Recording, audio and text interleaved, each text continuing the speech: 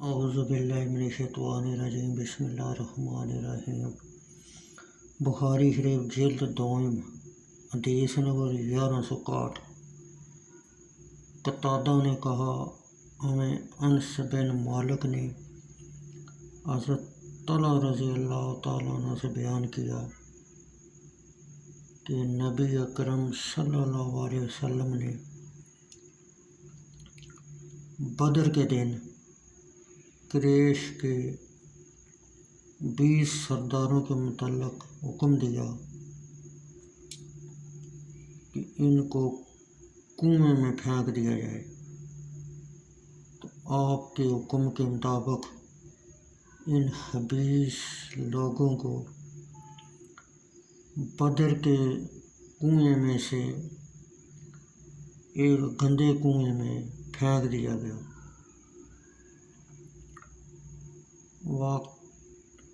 واقدمی نے کہا یہ مذکور کنواں بنی نجار کے ایک شخص نے کھودا تھا،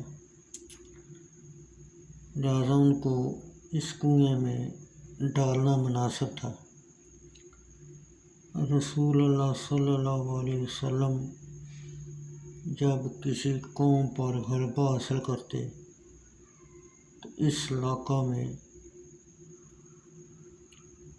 3 دن قیام فرماتے۔ جب بدر کا تیسرا دن آیا تو آپ نے سواری کجاوا کسے جانے کا حکم دیا،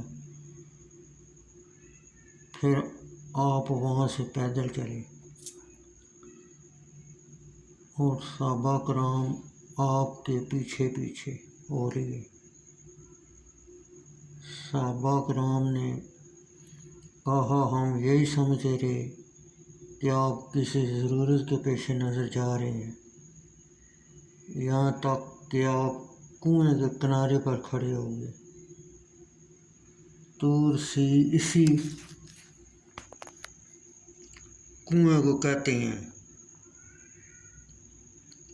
جو پتھروں سے بنایا جائے، اور جب پتھر گر جائیں تو اس کو رکی کہتے ہیں، اور قریش کے سردار کو بھی ان کے باپوں کے نام سے پکارنا شروع کیا، اے فلاں بن فلاں، اے فلاں بن فلاں۔ کیا اب تم کو یہ پسند ہے کہ تم نے اللہ عز و جل اور اس کے رسول اللہ صلی اللہ علیہ وسلم کی اطاعت و فرمان برداری کی ہوتی؟ بے شک ہمارے رب نے جو ہم سے وعدہ فرمایا تھا ہم نے اسے حق پایا، یعنی بدر کی جنگ میں فتح۔ کیا تم نے بھی اسے حق پایا جو تم سے تمہارے رب نے کیا تھا؟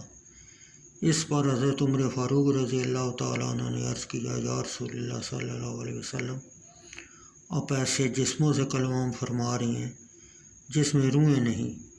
نبی اکرم صلی اللہ علیہ وسلم نے فرمایا، اس ذات کی قسم جس کے دست قدرت میں محمد صلی اللہ علیہ وسلم کی جان ہے، جو میں نے ان سے کہا، جو میں ان سے کہہ رہا ہوں، اسے تم لوگ ان سے زیادہ نہیں سنتے۔ قتادہ نے کہا، اللہ عز و جل نے ان کو زندہ کیا حتیٰ کہ آپ صلی اللہ علیہ وسلم کا قول انہیں سنایا۔ ان کو زندہ کرنا اور سنانا زجر و توبیخ اور ان کی آنت اور بطور انتقام تھا، اور ان کو حسرت و ندامت دلانا تھا۔